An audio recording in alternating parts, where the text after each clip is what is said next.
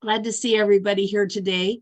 We have a guest speaker, Andrew Sherm, who started at the Nebraska Library Commission in January. So he's going to be a huge asset for all of the librarians across the state with all the technology and IT. So I'll let you go ahead and talk, Sherm, and explain what you do.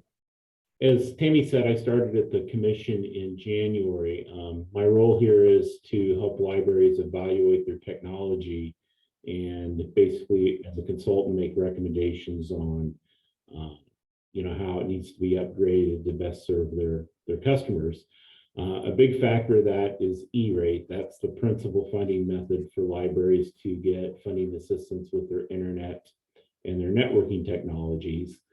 And so part of that is if you're an E-rate library and you're taking advantage of those savings, everybody tends to be aware of what we call category 1, where you get, based on your school lunch percentage at your school system and whether you're a rural library or not, that controls the percentage of reimbursement you get for your internet. What a lot of people don't know is there's a second piece of that called category 2. And what category 2 does, it allows you to apply that same percentage of funding reimbursement to buying networking gear for your library.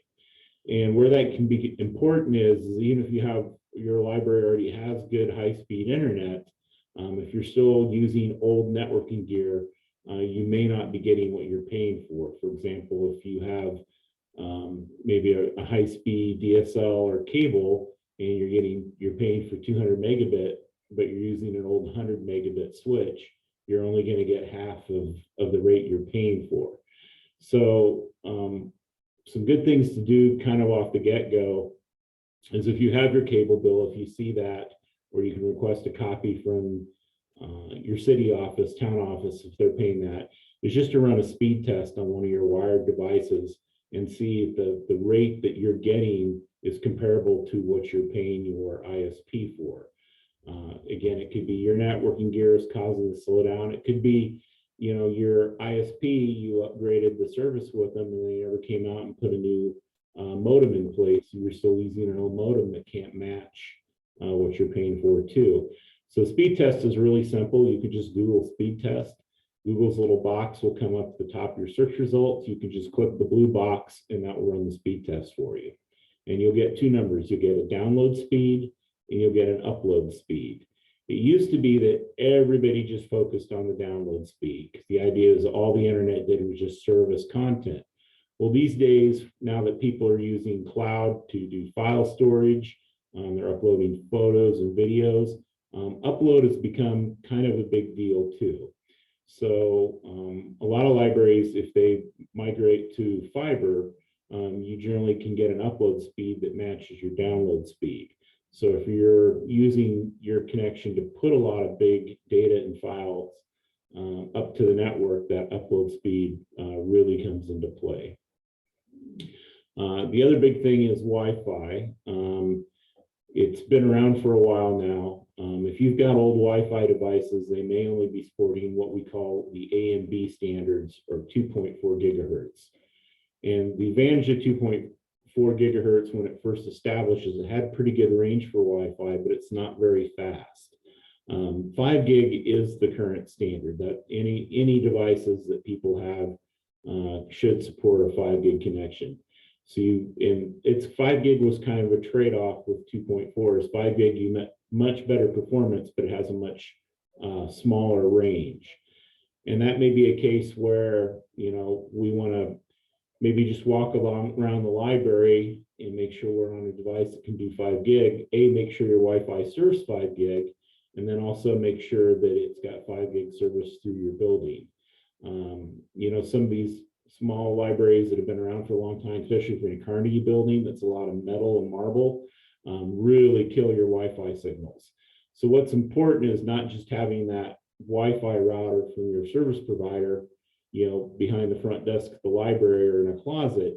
You need to think about maybe investing what we call wireless access points that can be placed throughout the library, and then we can solve those dead zones or those slow zones that your library has. The cost of those devices is very affordable. We can pay for them with the category 2 funding. And then they kind of go hand in hand with an Ethernet switch that supports what we call PoE, which is power over Ethernet.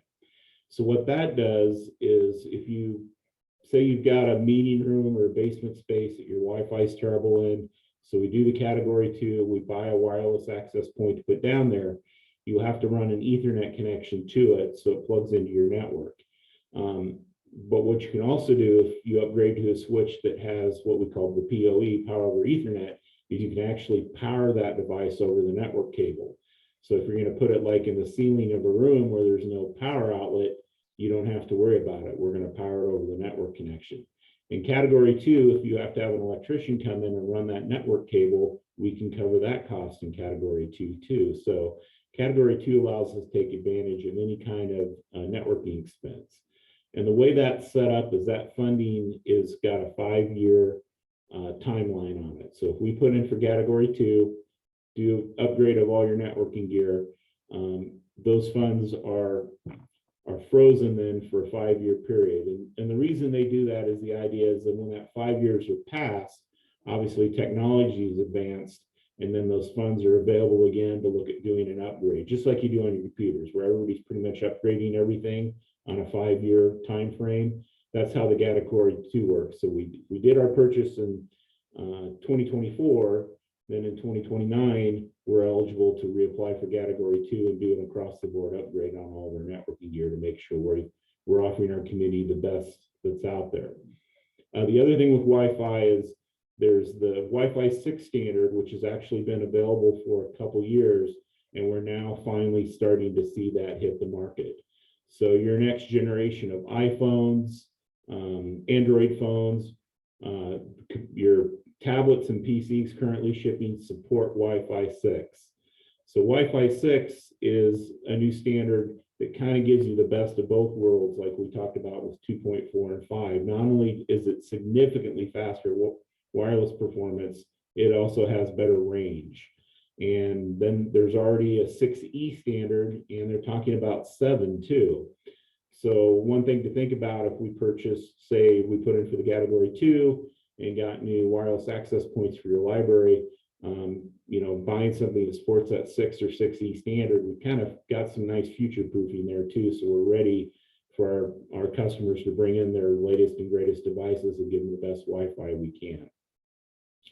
The other thing to think about your Wi-Fi, and I can share this, my story from when I was the director at the Sydney Public Library, is when I redid the network there, we actually made sure our Wi-Fi service extended beyond the building and gave good service to the parking spots in front of our building. And in Sydney, we jokingly became what we called the drive-by Wi-Fi location for our community. In Sydney, we were lucky enough because of Cabela's presence, we had good internet service in town, so you could have good internet at your homes. All the communities around us had terrible internet. Their service was expensive, it was horrible, it was slow. So we had a lot of people in the mornings would pull up in front of the library and have their phone, and they would download calendars. We had salesmen and delivery people that would park in front of the library to update their route information as they were going about their day. It was a really nice service we offered to our community.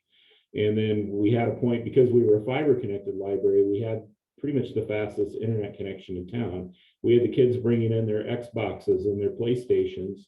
So when they were going to do an upgrade on it or download a big new game, they would bring it into the library because it could happen much, much faster than what they could do at home with it. So it was nice to be able to offer that kind of service to our community.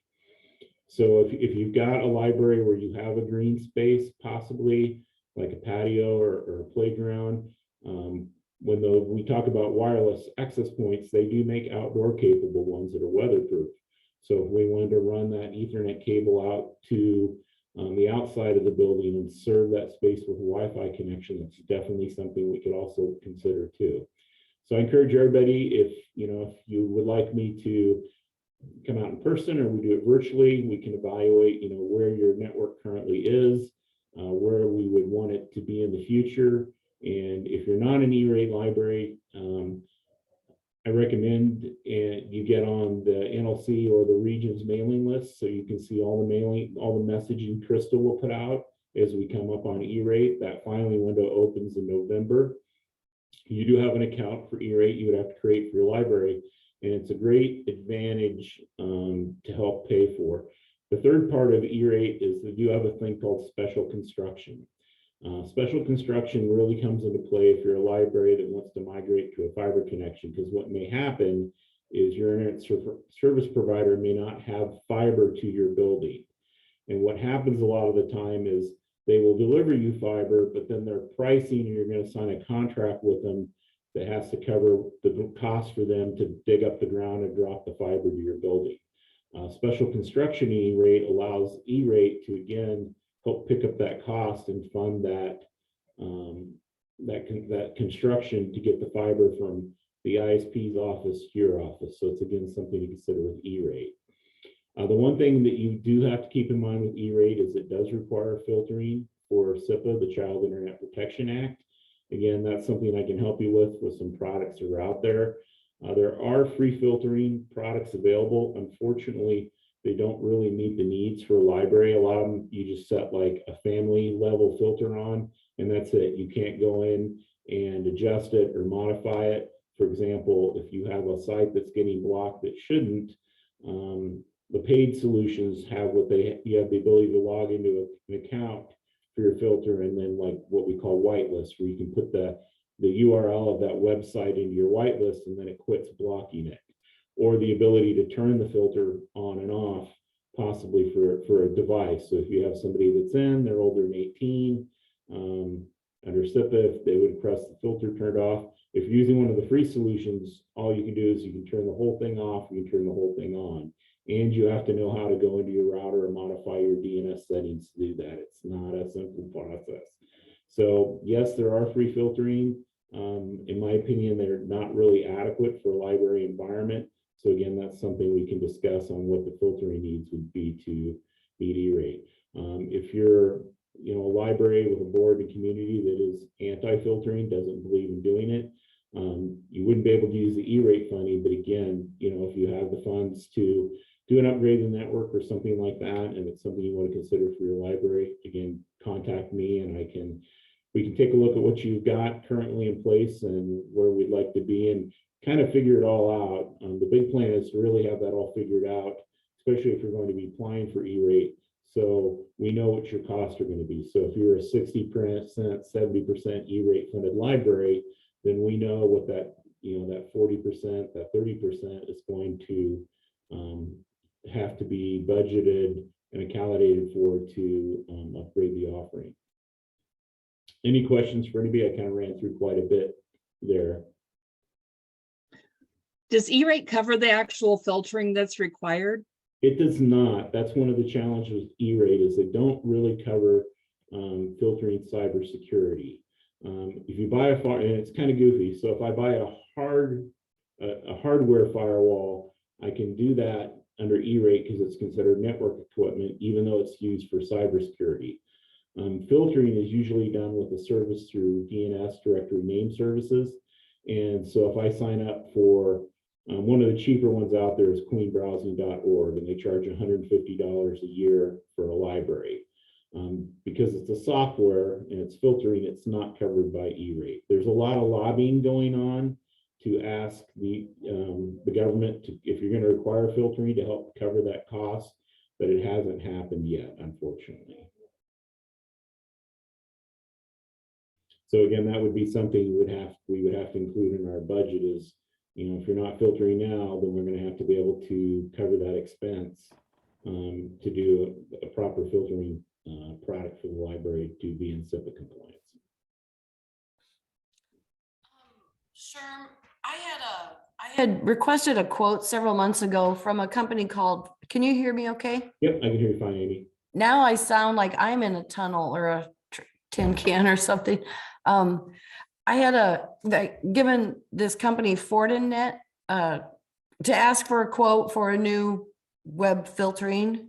Right, I've been working with Fortinet and Cisco on kind of their hardware stack. So that's a firewall product where you'll actually have a physical firewall at your library, and then one of the functions it does is filtering. So Fortinet is really popular with the schools in Nebraska. Yeah, our school has almost one. all the schools are using them, and the ESUs manage those devices on their behalf. So it's been a very popular product. But again, it's a full feature firewall, so it's not the easiest thing to use. And you would have to probably, as part of the purchase, have a provider that's going to be able to provide the setup and ongoing maintenance of that for you also. Right. And so we didn't go with them. We went with WatchGuard because their sales rep actually called me back and would talk with me.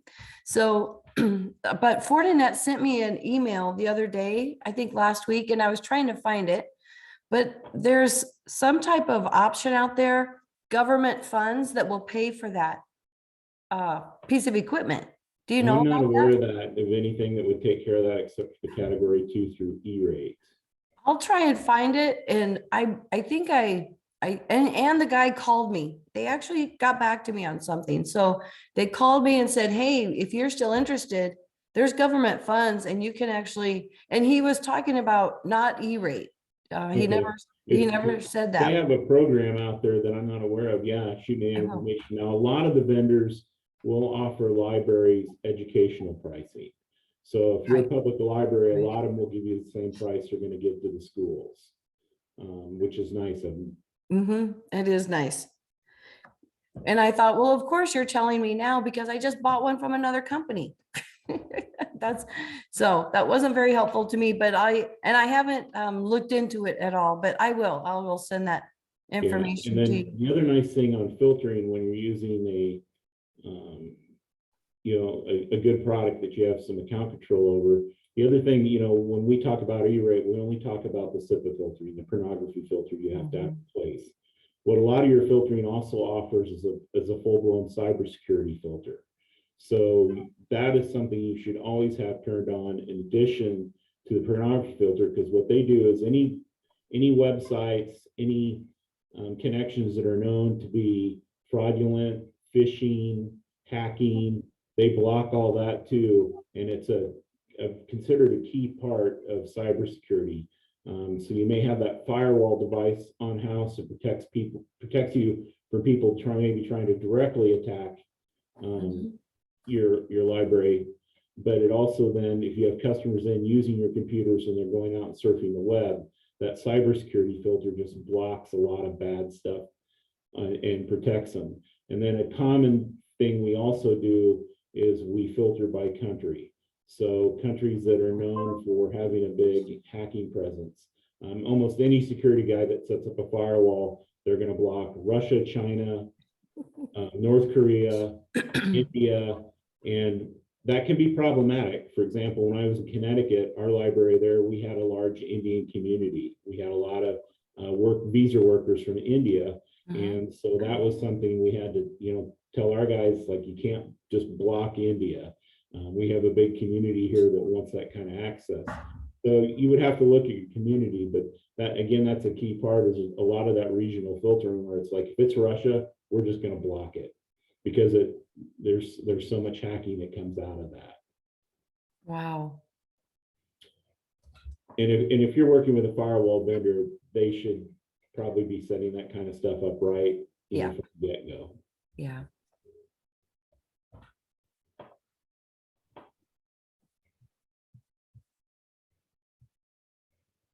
Any other questions for me? Now, Andrew, we're not an E-rate because we have a local telephone company and net service, and they give us our internet for nothing. Okay, that's sweet. Now we use Smart Shield as. So that's a little bit different. Smart Shield is not a filtering package. It's what we call reboot and restore. And that is a key piece of security on your public access computers. If you're offering public access computers and you do not have a reboot restore solution on it, you are putting your customers at grave risk. And the reason for that is what NetShield, I'm a big fan of Deep Freeze, which is another leader in the market.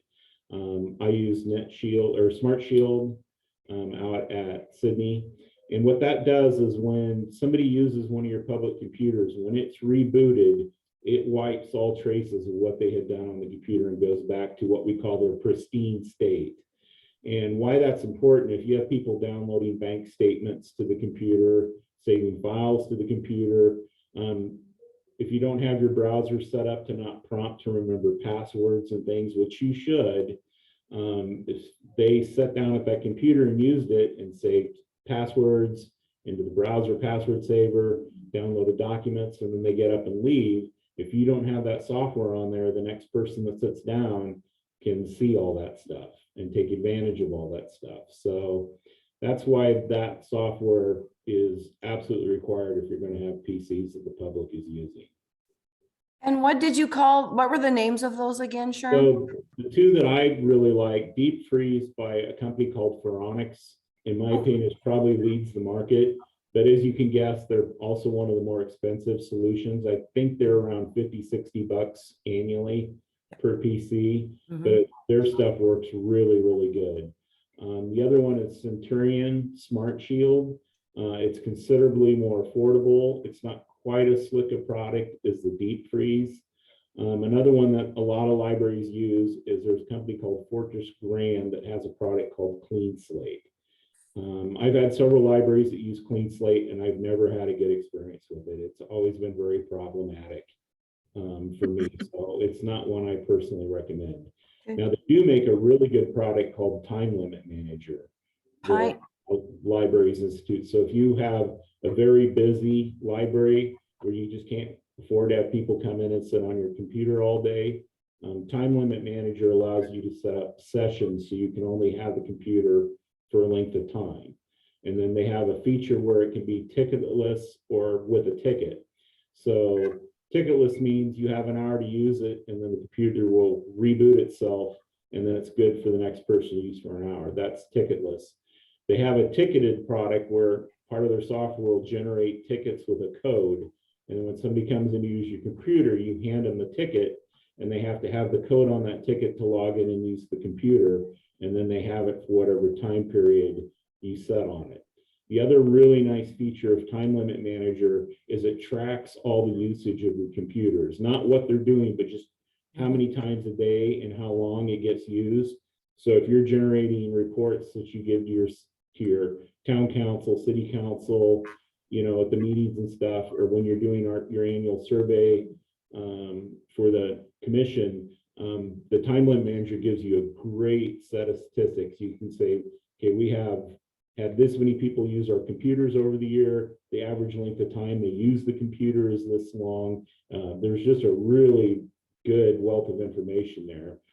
I actually had a couple libraries where I installed Time Limit Manager, and we didn't really use it to limit the time, but we used it because all the information it gathered for us was so valuable. Do you know about what the cost of that is? I want to say Time Limit Manager runs, I think like $40 per PC per year. They started touting a thing now that you just pay once and then you never have to pay again. Well, you don't get any upgrades if you do the pay one model. So sounds like a marketing trick to me. So, but again, the Fortress Grand Time Limit Manager, I've had a lot of success with. Their Clean Slate, reboot and restore process software. I would recommend the Centurion Smart Shield or the Phoronix Deep Freeze over that.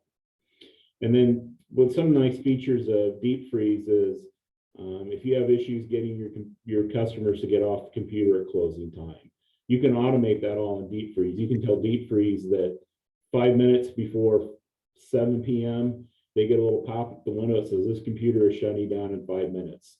And it shuts down in 5 minutes. There's no way to counter it. And if they come up to the counter and says, oh, my computer tells it's turning off and I'm not done, what we always did as staff was we're like, I'm sorry, that's a whole automated thing. It's part of our security software. We have no control over it. So if you have the customers you have to argue with when it's time to close up the library and go home, some features like that are invaluable, where it just comes up and says, boom, you're done. Or if you have a customer that is maybe doing something you're not too crazy about over at the computer, you can actually bring the Deep Freeze off and you can shut the computer off without actually having to like physically go over to the computer and hit the power button or something. You can just do it. So it has some nice features that, especially in a large library environment, are pretty nice to have. And do you know, does that time limit manager, we use a different product and people can put money on their account to print. So we don't have to, That's a different software package. So Okay. you might be using Cassie as a real Mhm. popular one for that. Okay. Where if you're requiring people to have money on their account to then be able to print. So that's again, another package, if your library wants to take advantage of something like that. The large libraries I've all worked have had Cassie or something similar. The challenge I've always encountered with it is our customers just have initially, if they come in a lot, they get used to how it works. But when you have people that are like, my printer broke, I'm just in today to print one thing, they find it to be kind of a hindrance. So that's what we're it is what it finding this is. last couple of weeks, is that a lot of people were printing things for the end of school or to send into colleges and, but I'll have to look into that. I mean, maybe it's worth us taking the patrons' money at the point of printing Yeah. So versus really, having Cassie. I mean, it might be cost saving. are your printers out by the computers where people just get their print jobs then after you queue them, after they pay, and then you let it go from the queue? Sort of, they're right behind our desk, but they're like off to the Yeah. side of our desk, so they can So- just come and get it too. Yeah, so one trick I did when I was at Papillion and Sydney, which were smaller libraries, is we configured Windows on the public computers to print a banner page. So every time they would go to print something, it would print a banner page with the number or the name of the computer they were at. So when those jobs showed up on the printer behind our desk, we could segregate them and sort them by the computer name or number. And then we could actually keep a running count on that banner page too of how many pages they printed. Oh. So when they came up the counter, we could say, what computer were you at? Most of the time they didn't know. They'd have to turn around and look and see the big number 5 at the top of the computer they were sitting at. But Yeah. they say, oh, I was at computer number 5. And then we have all their prints there ready for them to go. And it lets us be able to differentiate between, if they were printing and somebody else was printing, where it's not like, okay, were you printing the dog pictures or were you printing the cat pictures? And Right. you kind of got to ask them, Mhm. were you printing this? Which privacy wise maybe isn't the best thing either, but you can Right. go into Windows and enable that banner page to print, and it works really, really well. And which product was that with? Windows has the ability, so you go into your printer configuration on the computer and you just tell it to print a banner page with the computer's name. Oh, So nice. what you have to do is you have to make sure though, Windows, the default computer name will be something not very intelligible. So when those computers are set up, or you would need to go in and reconfigure it to have the name computer number 5, or children's number 1 and adults number 1, however you do it, you need to have that computer name made so when that print banner comes in, you know which one it is. Oh, sure. Okay. Great.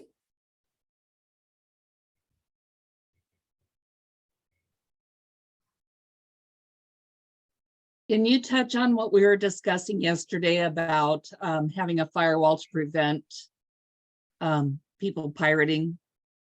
Yeah, Materials. so one nice feature of the firewall, I don't know, in the old days, I don't know if anybody was around where you got the letter from, I can never remember the act, it's the RIA, I think, where you've had somebody come to your library and they've used BitTorrent to download illegal music or illegal movies. And then what used to happen is you would get a letter from I think it's the Recording Artists Institute. They have this logo that looks like they're a federal police agency, but they're not. And you would get this letter, it says, we're fining you $10,000 because your IP address was used for illegal downloads. And that happened to libraries a lot back in the day. So then what you would do is you would write them a letter saying, hey, we're a public library, we're not going to pay this. And then usually the compromise is like, well, you need to come up with some way to prevent it. If you have a firewall in place, one of the common things you do in a library environment is you block BitTorrent. So that almost any of your piracy sites for downloading movies and music, torrent is the application, the file transfer application they use. And pretty much by default, you're going to block that app in the firewall, so that's not a problem for you. It's kind of moved on. They've made it the responsibility of the ISPs now to police that. So instead of getting a letter from the RIA, you'll get a letter from, if you have Cox or whoever your ISP is. What happens now is they monitor for that, and you'll get a letter from them saying, hey, your network is being used to pirate stuff. And that's the fix for it, is to have a firewall. You can go in and block it. And then the other firewalls have some nice app features. Why they're so popular with schools is a school, if they don't want Facebook, they can just block the Facebook app at a school. They don't have to block websites, they can block the app. Example, another app I blocked a lot was Tumblr at the time, because when Tumblr was their own company, there was lots of nasty stuff on Tumblr. So Tumblr by default was just something I blocked on our firewall as part of our SIPA compliance. They've gotten bought and kind of cleaned up, but the cleanup process, I think, has kind of killed them. So they're not quite the popular feature they used to be. And what's interesting is all the talk about TikTok now, where Minnesota has blocked TikTok. I don't know how that's going to come out, but if it would be something where your state government would block TikTok, if you have the firewall in place, you can block the TikTok application, things like that. So there are some nice things a firewall can do for you there. So are there variety types of firewall you can get, and you know what There's price a bunch range? of vendors out there right now. Like I said, the two I've been working with to try and build some kind of, I've been working with Cisco and with Fortinet just to kind of build some budgetary pricing. So I have some budgetary pricing I've gotten from them. So as I'm working with libraries on category 2, we can say, okay, here's what, for a small library, this is kind of the entry level gear they have available and what the cost is going to be to put one of their stacks in place. And I'm currently talking with a different Cisco group who has a product called Umbrella, which is all cloud-based. There's no hardware that has to be in the library for the solution. So I'm hopefully going to this week maybe have some budgetary pricing for them. And Cisco bought OpenDNS, which is one of the popular filtering products. So this is a kind of a combination. You get the OpenDNS filtering, plus you get a cloud-based firewall that gives you a lot of the firewall capabilities without having to have a hardware device on site. So that's another technology we're looking at. So Sherm, you know, I'm just in a little tiny library, but how are you the guy that we would go to, say, if we had questions about a lot of this? I mean, yeah, I'm here to consult and help. So if you're looking at maybe wanting to even just get some new computers for the library or something, you know, if I can help you pick out the computer model or anything like that, I'm happy to consult on any of the technology you're looking at implementing at your library. Yeah, because I've sometimes done the maker spaces at a couple libraries, so I have experience with that. I'm happy to help out. yeah, because sometimes the words that these people use, you know, I'm not a librarian. I'm a farm wife and a grandma. Well, the problem with IT is even if you have the funding and you're buying support, you know, you really don't get anything unless you ask for it. As an ex-sales engineer, I'm surprised how many opportunities some of these vendors don't pursue because they could generate more money off of us. But, you know, there's things to ask, you know, people don't even know to ask for. It's something they want, but they need to, you know how to talk to their IT vendor to make the request and get what they want. So you know, I'm here to help. If you know, if you're talking to your ISP about upgrading your service or something, and you want me to be part of that conversation, you know, happy to help. Okay. And the Library Commission still doesn't have anybody that I could pay to do my E-rate, do they? No, we do not. Did you work on that? Well, there are I E-rate hate consultants out there. You know, Krista does a heck of a job supporting our libraries in that. There is, if you do look at fiber, one of the options is in Nebraska, we have a consortium called Network Nebraska. right, about 95% of the school districts use. They connect Right. with Nebraska. And they're a consortium. If you use Network Nebraska for your internet access, they actually manage your E-rate for you. But there is a cost to that. So they tend to be a little slightly higher than if you just went to an ISP and got your own internet service, but they manage the E-rate on your behalf as being a consortium member with them. I would pay them with my own money. I have checks. I keep telling my husband, I have checks. It's all good. If you're looking to Oh. upgrade your internet and you want to work with Network Nebraska, that's Okay. something definitely we could look at. And like I said, if you're signed up and a member of Network Nebraska, they manage the E-rate filings on your behalf. Because we did upgrade to, I think this is our second year. We have fiber Mhm. at our library. And I know our school, we are between, our town does have a high school and an elementary school. And we are right between them. They're about a mile apart, maybe. We're right between them. But that Network Nebraska line goes right in front of our, I mean, they're in our town, Network Nebraska. So, Yeah, and they're basically using whoever the ISP is that can provide the connection, but Yeah. you're just kind of hiring them to do all that work for you as part of being part of their consortium. can I call them? Yeah, that's managed by the, I can't remember the office is 1 second. I think I used to have this contact information, but I don't remember why we didn't go with them. So it's okay if I call them. Like I can't call my internet service provider to talk about a lot of that with E-rate. Yeah. So that is the Office of the Chief Information Officer for Nebraska. And the education IT manager that I've worked with there, her name is Becca Kingery, Kingery. And they are the group that manages Network Nebraska. Network Nebraska, Beckery. So in that, their URL is cio.nebraska.gov. We'll take you to their website. That's C like Charlie, I-O. So Charlie, Indigo, Orange, Okay, period, Nebraska, period, gov. okay, thank you. And they will, like I said, you pay a surcharge for their service, but it's really good. And they will put it out to bid. The ISPs that can offer the service that they bid, they do basically do the whole workout for you as part of that consortium membership. Wow. Now, the one requirement they have, if you're going to use Network Nebraska, you do have to have a security appliance on that network connection as part of their security setup. So if you're going to be a Network Nebraska customer, you have to have a firewall, Okay. hardware firewall, so a Fortinet or a Cisco Wow.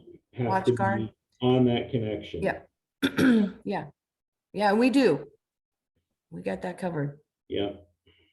Oh, well, bless you. That's great information.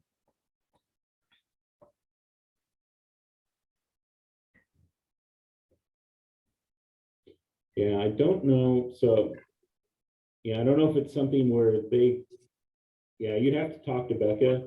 They may have an option where if you're already fiber, you may be able to like join the consortium and they take over the manage of it. But that would be a conversation you need to have with Becca to see what they want to do. She's going to be on my list to call today. Thank you. Yeah.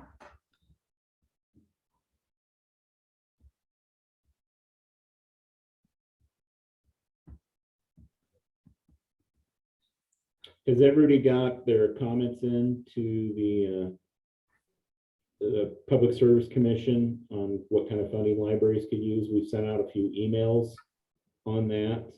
I think they've got feedback from like 20 libraries so far, but the more feedback they get, the better.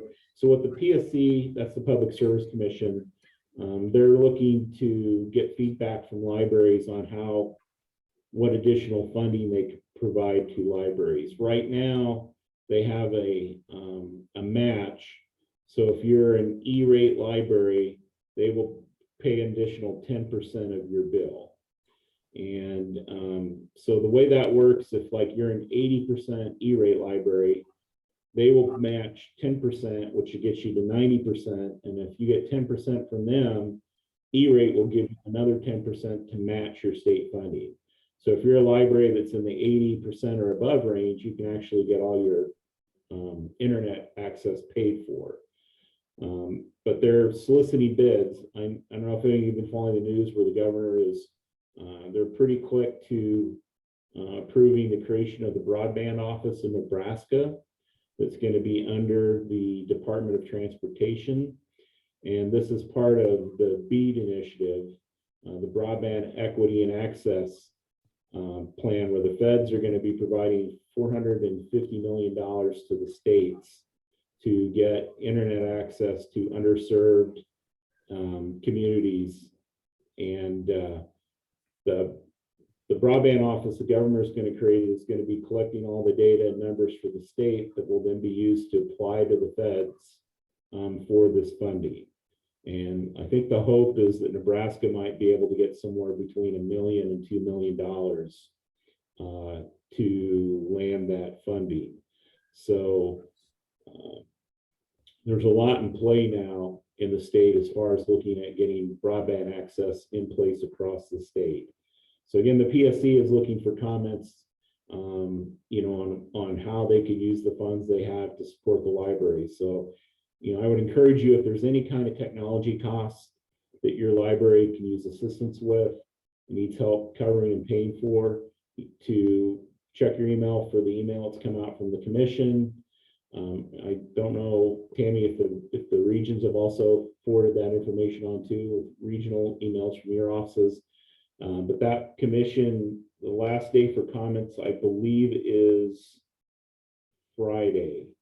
So again, Sam just sent out reminders yesterday to we would everybody. like as many libraries as possible to tell the PSC. They have a little thing out where I think they have 4 standard questions they're asking you to answer, but then you can freeform some other stuff. So if there's any kind of technology that you would like to have money for, make sure the PSC is aware of what kind of assistance you would need. And that's just related to tech, right?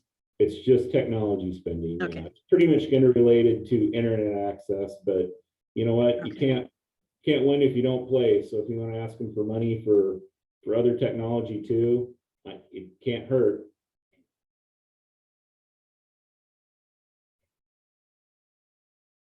And like the discussion we had, like filtering, okay, we're required to do filtering, but E-rate doesn't pay for it. Is that something the PSC could provide funding for? You can definitely ask.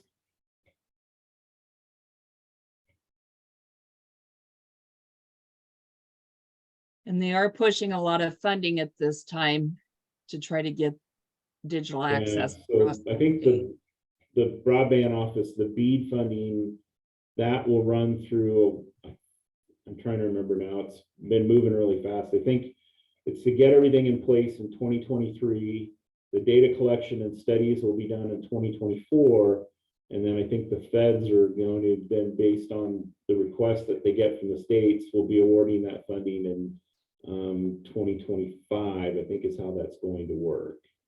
So, and that funding is really, if you're in a community where there's basically no high-speed internet at all, that's where they're really looking to address. And they have a big chunk of that money that will go into the tribal reservation areas to make sure that all the tribal nations have high-speed internet for their communities too. But we're getting a lot of traction on the fact that the library tends to be, the internet access point for a lot of our community members that can't afford the expense of having it or the computers at home. So we're really pushing to have that consideration made too as part of that funding, to make sure, if it's a person that can't afford even if the high speed is there, if they can't afford that capability at home, can we make sure there's funding for the libraries to be that service outlet in the community? There's a lot of people in my community that really have no understanding of how there's such a gap, even in our own community, let alone our state.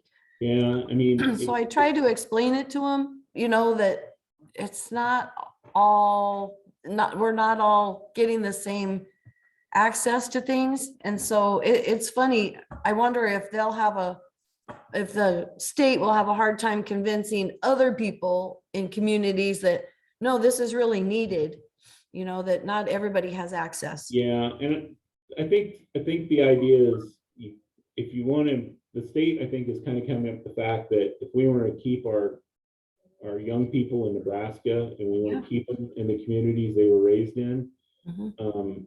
if they're going to be a knowledge worker, and the pandemic, showed us that there is the ability to work remotely, but if you're in a community that has no decent internet access, even if you wanted to stay in that community and work remotely, you can't because you don't have the connectivity you need to do that. Right. So that's kind of a piece of that that's in play too. Mhm. Yeah. But yeah, I mean, working in libraries, I have so many people I've assisted with job applications, filing for unemployment, and that just because their only internet access device is maybe a pay-as-you-go smartphone, and you can't complete a job application on it. You can't file for your unemployment on it, and they, can't afford the computer and internet service at home, especially if they're between jobs. So coming to the library and having that access is a huge deal. Yeah, I'm going to the library in a little bit to help somebody with their job interview, their online job interview. So, Yeah, because she only has her phone and she, needs all the stuff that a laptop or a computer will give her, but she Yeah. doesn't have that at home. Connecticut afford is it. the business library in Connecticut. I actually had purchased a laptop, and that's what we used it for, was folks could come in and use one of our study rooms to do their Zoom interviews and that. Yeah. And the laptop, had the built-in mic and the webcam, Mhm. and we'd help them turn it on in the office and get them into their email where the Zoom link was, and then they could do their interview in the library. Yeah. Just, they may have had internet at home or they may have a computer at home, but they didn't have a webcam to be able to do the interview with. So Yeah. it got Yeah, a lot of use. Yeah, there's a need, and so maybe another little library might be able to ask for that type of equipment. Yeah, I know one example being thrown out a lot in the BEAD initiative is the telehealth, where a lot of rural communities are having issues with being able to provide medical services. Where some of the, small rural hospitals are getting bought and shut down, things like that. The idea is maybe the library could have a small room in the library where if I'm going to come in and do telehealth with a doctor or a nurse, I don't really want to sit in the middle of the library and talk about my medical issues. Is there a small private room the library can provide, where I can go and do that kind of medical appointment. So that's one of the big examples that I've been hearing tossed around quite a bit.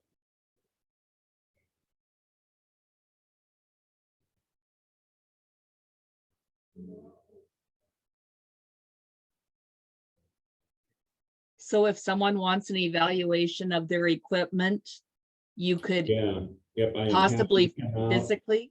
Yep, if we need to, I'm hoping maybe it might be something, especially if it's quite a trip out to that library, is it something we could do with a FaceTime on a phone where you can flip the camera and I can see what kind of gear you have and we write down model numbers and stuff, and then I can do some research on, is it end of life, what's its performance, how fast can it go, blah, blah, blah.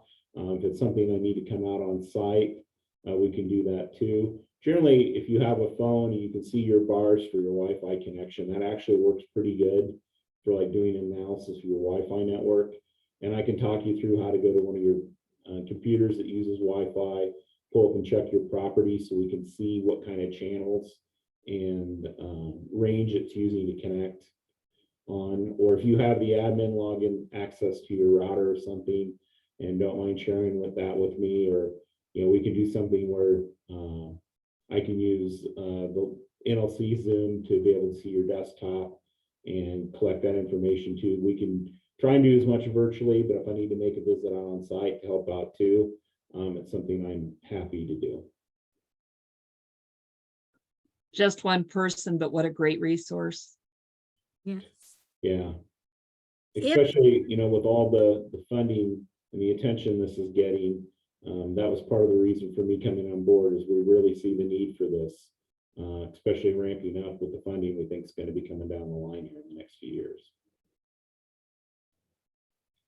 If you needed to do virtual visits, would there be some way of possibly combining libraries, like in this area, you could do 2 or 3? Yeah, oh yeah, especially if I was going to come out on site and I was driving a long ways, I would definitely work with the regional office, say, hey, this library wants me to come out.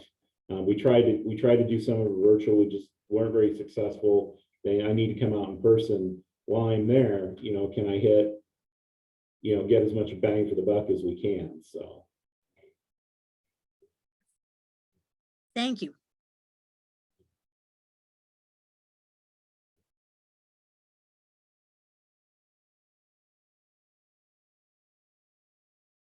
I was going to mention, you were talking about the outside access points. Amy got one of those in North Bend during COVID to try to reach more people. Yeah.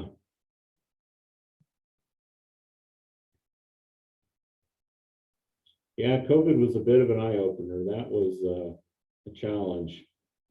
At our library in Connecticut, we actually got our Wi-Fi access. We shared internet access with the school. And when they first went remote, they didn't have enough internet service for it to work. And we actually got our connection whacked at the library temporarily, which was okay because we were closed anyway. But as staff of that library, we were still required to show up a few days in person for work. And our days of being able to quickly access the internet for those first few months were gone because they cannibalized so much of it to keep the school running remotely. And they eventually got it upgraded and got everything back to where it needed to be before we reopened. But yeah, those early days, it was scrambled. We didn't have hardly any laptops for our staff. Our staff all used desktop computers at work. So then now they were being told to work remote, and they're like, okay, with what? What do you want me to do? Because I don't have the laptops. And then of course you couldn't get them because everybody was buying up as fast as they were available. Yeah, there was a lot of challenge there.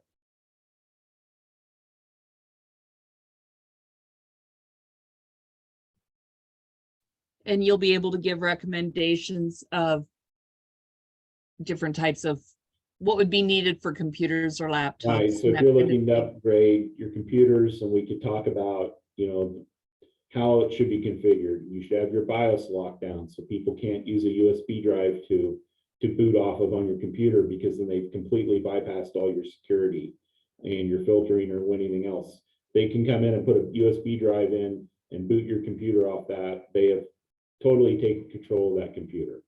So, going into the BIOS and having that shut off. And if you have a good IT vendor, they won't even probably think of that, because the idea in the public library of public use computers, we're the only place that does that. They're used to dealing with business clients where everybody's in their own office or cubicle and they have their own computer, and it's not really something they're going to worry about. But if it's a computer that's available to the public to use, there's additional things that need to be done to make sure you're protecting your community when they're coming in to use those devices. So locking them down on the BIOS, making sure your Chrome and your Edge are set to not prompt to remember passwords, to not save browsing history. Even though you may have the reboot and restore software, it's still good practice to have all that shut off. So somebody uses the computer and then gets up and leaves and doesn't reset it like the sign says, or maybe you have it on the image on your desktop that has, reset this computer when you're done. Somebody else sat down on it. I mean, it's all right there. So by having a lot of that shut off in your browser configuration, it's just that extra level of protection that really needs to be in place.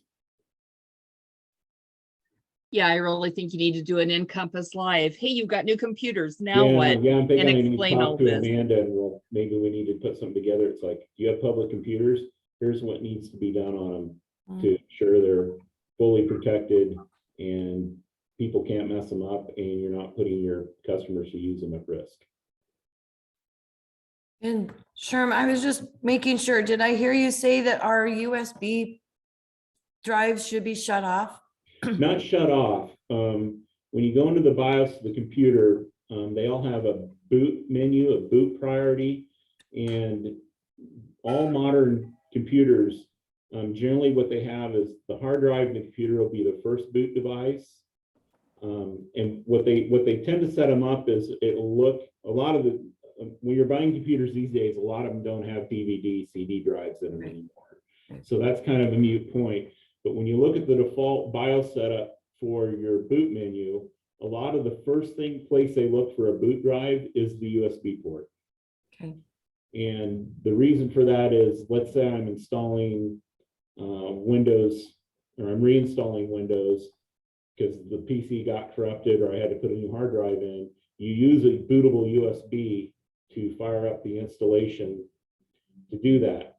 So the problem is, if I come in with my Linux distribution on my USB stick and it's bootable, I put it in that library computer, I reboot the computer, it sees that USB bootable drive, it boots off that. It will not boot off the hard drive of the computer.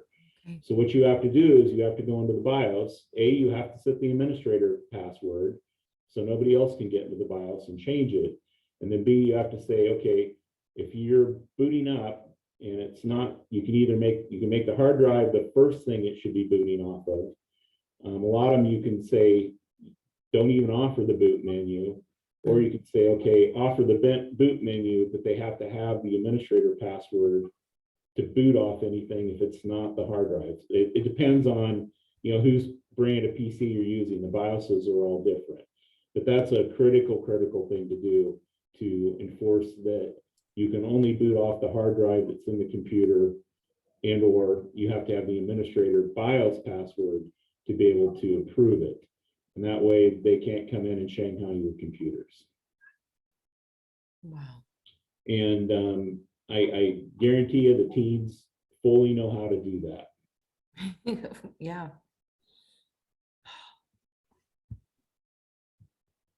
And then the same thing for the browser. So when you first set up a new computer, you should go in Chrome, you should say, don't offer to save passwords, don't save the browsing history, don't save anything. So when they use Chrome, it's retaining none of that information. Unfortunately, you have to do it for every browser. So Edge, you would have to go on. If you're going to put Firefox, you're going to offer Firefox, even though it's only 2-3% of the browser market. But if you're going to have, so then each of those browsers, you have to go in and shut that stuff down. So it's not going to be on that computer.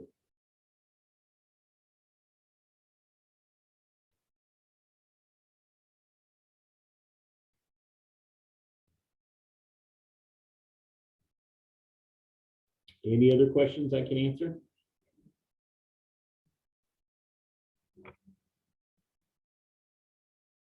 Amazing, all of the things. Yeah, I've been in libraries for over 10 years now as an IT person, so I got a few tips and tricks. Definitely, I'm looking forward to being able to share.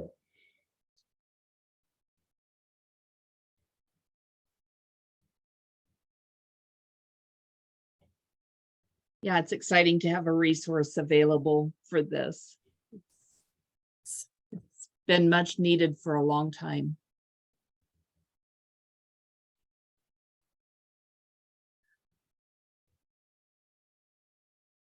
Okay, anything else?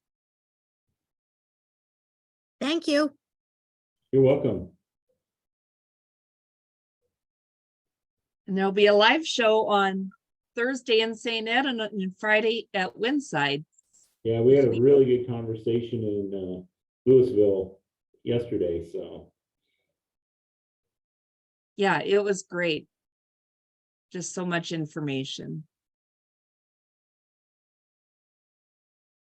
Okay, well, this is recorded, so I think everybody probably took notes of all the highlights anyway, but it is recorded. I'll get the link out to everybody, and yeah, I'm kind of excited to see like new Encompass lives and stuff like that come up. Just that really gives the the details, even though you are available for one-on-one help. Yeah, If you can give that information once and everybody can access it, that's got to help you too, free up time for those individual conversations.